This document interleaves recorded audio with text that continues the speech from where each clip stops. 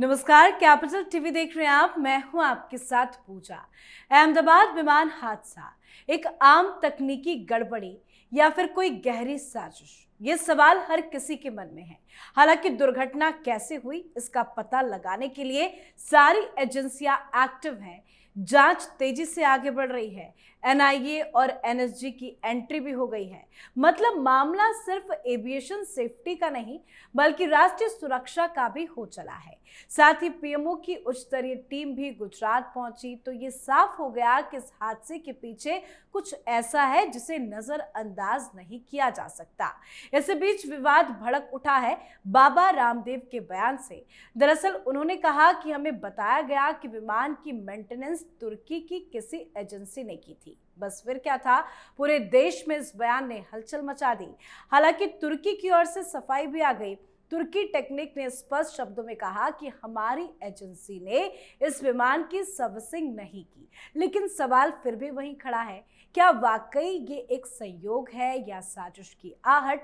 तो आज इसी पे चर्चा करेंगे। विमान हादसे पर आज बड़ा खुलासा करेंगे और चर्चा के लिए मेरे साथ स्टूडियो में मौजूद हैं कैपिटल टीवी के editor in chief doctor Manish Kumar. Doctor साहब, बहुत बहुत स्वागत है आपका। धन्यवाद। हर किसी के मन में वही सवाल है, टाइम तो बीतता चला जा रहा है, जांच में लंबा वक्त लगेगा, लेकिन क्या समझ में आ रहा है, कोई तकनीकी खराबी हुई थी या कोई साजिश की ओर इशारा कर रहा है? देखिए, 3 दिन पहले कैपिटल टीवी पे हमने इसी 9 बजे के कार्यक्रम में तुर्की कनेक्शन का कि तुर्की की कंपनी का कुछ इन्वॉल्वमेंट हो सकता है, इसके ऊपर जांच चल रही है। क्योंकि जो थ्योरीज है कि मशीन खराब है या पायलट की गड़बड़ी है, ह्यूमन एरर, टेक्निकल एरर, ये धीरे धीरे गॉन हो रहे हैं।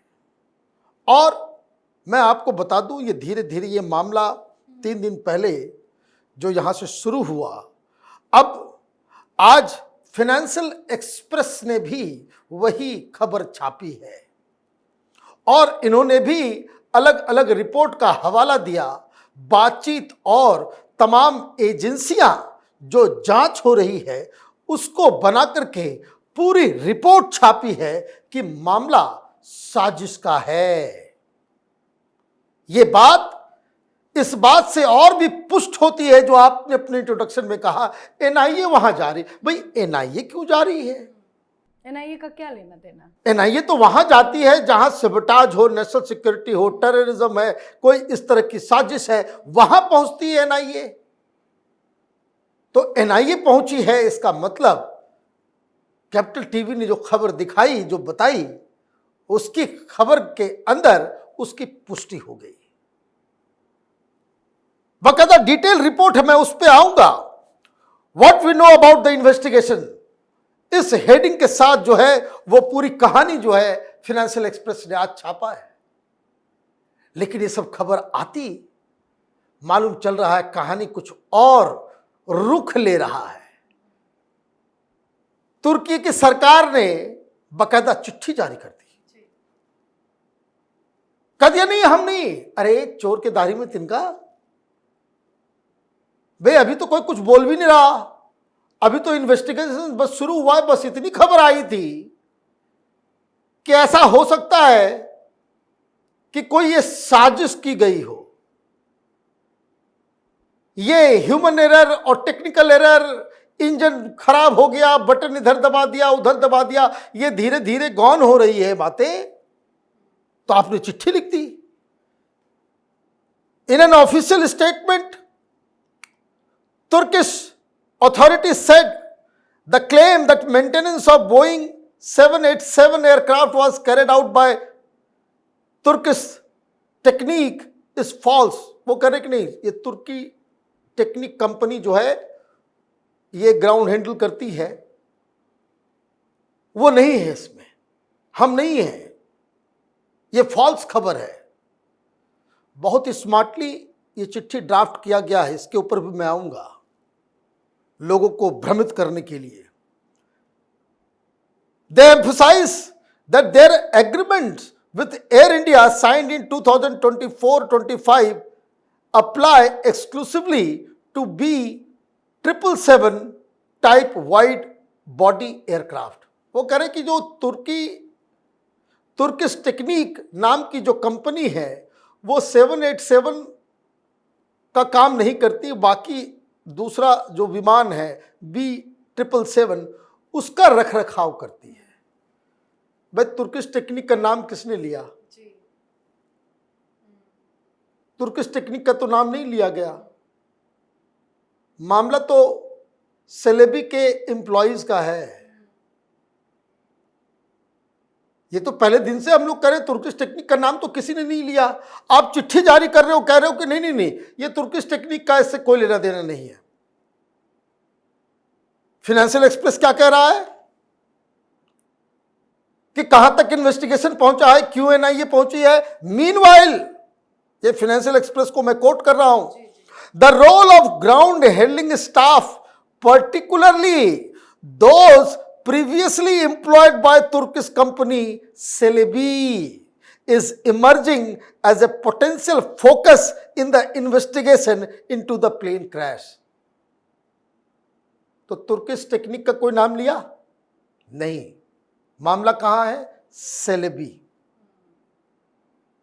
सेलेबी कंपनी के बारे में बात हो रही है और तुर्किश सरकार जो है कह रही कि भाई उस कंपनी नहीं है, इस कंपनी के बारे में बोलो। आपको यह भी लिखना था ना कि सेलेबी के जो एक्स एम्प्लॉय है उसका कोई हाथ नहीं है, तब तो बात समझ में आती कि नहीं बिल्कुल आपने जो है जांच परख करके यह काम किया है। क्या लिख रहा है फाइनेंशियल एक्सप्रेस?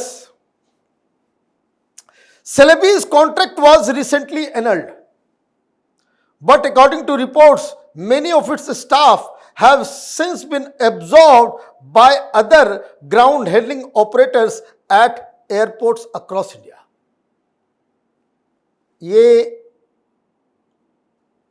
ऑपरेशन सिंदूर हुआ, टर्की ने ड्रोन्स दिए और जब ये ड्रोन मालूम चला ये तुर्की ने दिए हैं, कोई प्लेन आया था जिसमें भर भर के उन्होंने दिया था खिलौना, जिसे हमने सबको मार गिराया, तो इंडिया ने कहा कि अच्छा, सेलेबी के ऊपर बैन कर दिया। बोला कि नहीं, आपसे सिक्योरिटी परमिशन आपसे लिया जाता है, उसको हटा दिया गया। तो फाइनेंशियल एक्सप्रेस वही बात कह रहा है जो हमने बताया था कि इसके करीब 460 एम्प्लॉय थे जो अलग अलग ग्राउंड हैंडलिंग कंपनी में जाके ऑब्जर्व हो गए।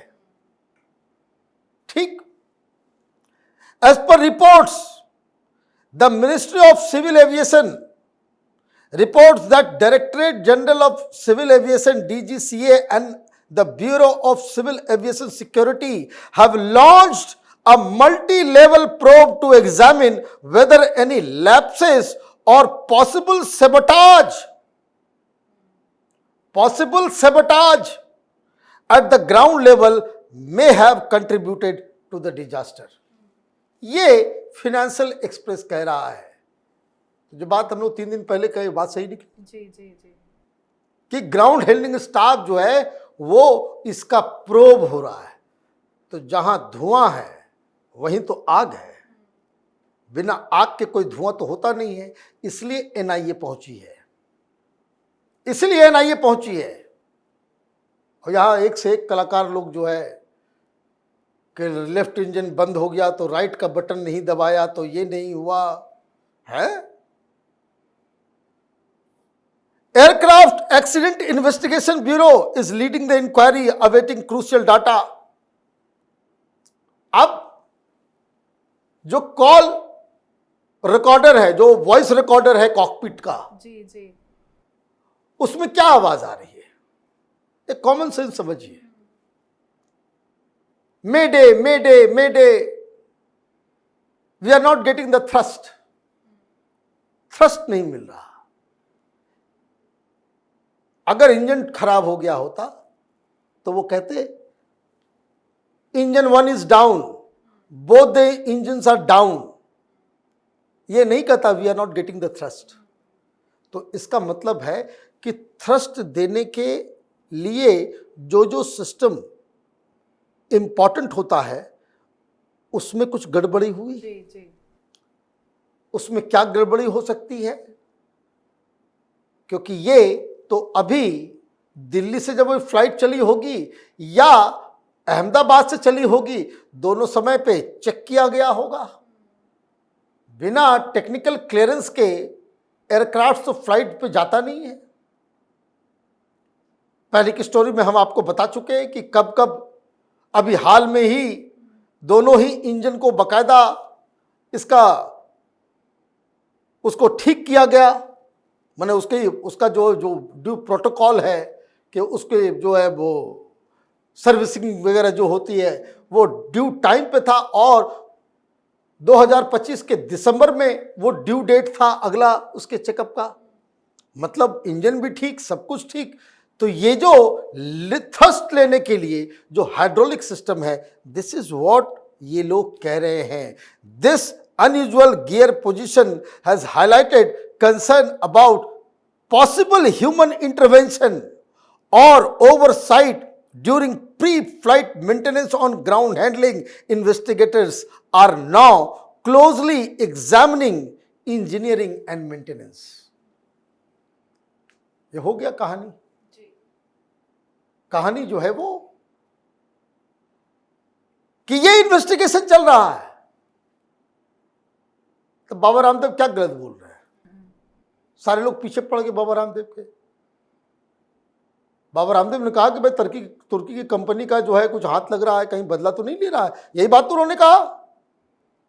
अरे भाई कोई इंजीनियर है वो तो देश के हित के बारे में सोचते हैं। उन्होंने कह दिया। उनके कहने का अभिप्राय, उनका मतलब ये था कि इस तरह के सेक्टर्स के अंदर ये विदेशी कंपनियों को क्यों लेकर के आते हो? ये तो हिंदुस्तानियों के पास होना चाहिए। तो ये सारी जानकारी, ये सारी चीजें, और इसीलिए ये सारा का सारा कि ये जो खबर आ रही है कि गड़बड़ी मशीन में नहीं, इंजन में नहीं, इंजन भी सही, मशीन भी सही और पायलट भी सही। जी। Sources in the Aircraft Accident Investigation Bureau told the Air India flight AI-171 pilot may have noticed irregular hydraulic pressure before the crash. This is the कहानी। यही है सम टोटल। 3 दिन पहले जो हमने कहा था फाइनेंशियल एक्सप्रेस की कहानी जो है वो, ये भी लोगों से बातचीत करके कोई हवाई बात नहीं हो रही कि ये उस तरह का टेलीविजन चैनलों पे मैं देख रहा हूं, बड़े बड़े महान नंबर 1 चैनल्स के ऊपर वो डीवीआर को जो है ब्लैक बॉक्स बता रहे हैं, और जो एक्सपर्ट बैठा हुआ है वो भी कह रहे हैं हाँ बिल्कुल सही, इससे सारी जानकारी आ जाएगी। तो आप ये समझिए कि ये कहानी जांच की ओर बढ़ रही है, जिसमें साजिश का एंगल जो है वो प्रबल होता जा रहा है। एजेंसियां क्या कह रही है? एजेंसियां कह रही है कि हमारे जो इन्वेस्टिगेशन का जो रुख है, ऑल ऑप्शंस को एक्सप्लोर किया जा रहा है। 3 महीने का वक्त दिया गया है। आई होप कि कहानी ऐसी हो कि जिससे हम लोग सीख भी सके, और चूंकि अभी इंडिया का एविएशन सेक्टर वो ग्रूम कर रहा है, बड़ा हो रहा है। आगे आने वाले दिनों में लाखों लाख लोग जो है हर डे अभी भी जा रहे हैं, वो और बड़ा होने वाला है। तो जो सेफ्टी हिंदुस्तान को रखनी चाहिए और रखनी पड़ेगी, उसमें ये एपिसोड हमें बहुत कुछ सिखाने के लिए वो छोड़ जाए। जी, बहुत बहुत धन्यवाद सर समझाने के लिए। धन्यवाद। तो भारत की सुरक्षा एजेंसियां अब इस मामले की जांच हर एंगल से कर रही है। Technical failure, maintenance logs, pilot communication और अब अंतर्राष्ट्रीय एंगल्स भी। बात अब भारत की है। हर देशवासी जानना चाहता है कि क्या कोई हमें गिराने की कोशिश कर रहा था। देश की निगाहें अब रिपोर्ट्स पर टिकी है। सच्चाई सामने आएगी और जरूर आएगी। तो आपको क्या कुछ लगता है, आप भी कमेंट करके जरूर लिखिएगा। देखते रहिए कैपिटल टीवी। नमस्कार।